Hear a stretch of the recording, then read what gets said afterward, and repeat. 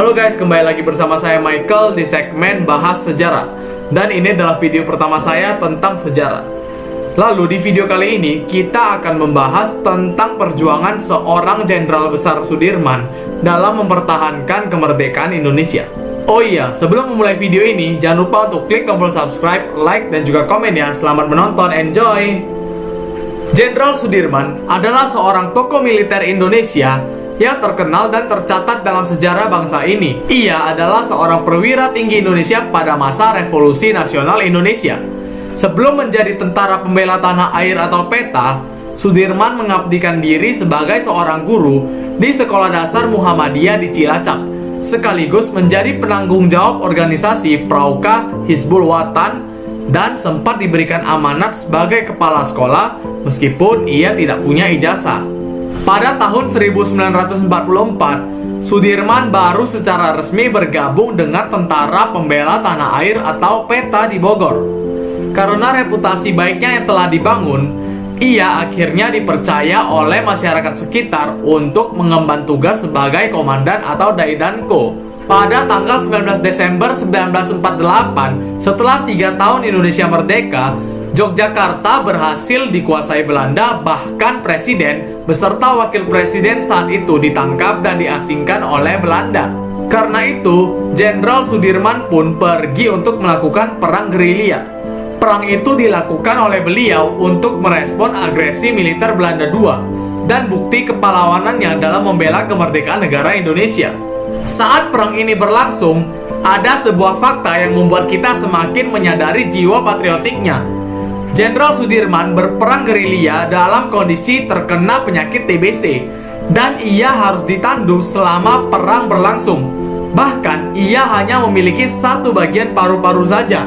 Meskipun kondisi Jenderal Sudirman cukup parah, ia tetap menjalankan strateginya dengan cekatan guna menahan Belanda dan menunjukkan kepada dunia bahwa kekuatan militer Indonesia tidak bisa dipandang sebelah mata oleh dunia dan Belanda.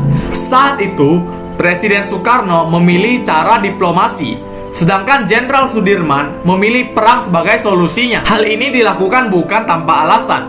Meskipun di atas perjanjian, Belanda ingin berdamai, namun faktanya di lapangan Belanda terus melakukan serangan terhadap wilayah pertahanan Indonesia. Dalam perang gerilya tersebut, Jenderal Sudirman dan pasukannya harus berjalan ribuan kilometer untuk terus bergerak dan berpindah tempat dalam rangka memberikan serangan kejutan terhadap pasukan Belanda. Meskipun pasukan Indonesia kalah dalam segi persenjataan, di mana Belanda memiliki senjata yang lebih modern, namun perang ini cukup efektif untuk memukul mundur pasukan Belanda. Ciri dari perang gerilya ini adalah berperang secara sembunyi-sembunyi, bahkan tidak terlihat.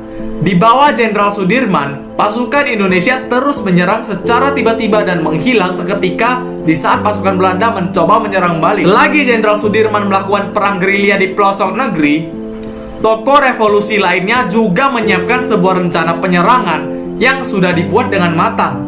Serangan itu dilakukan pada 1 Maret 1949 secara serentak di seluruh wilayah Indonesia.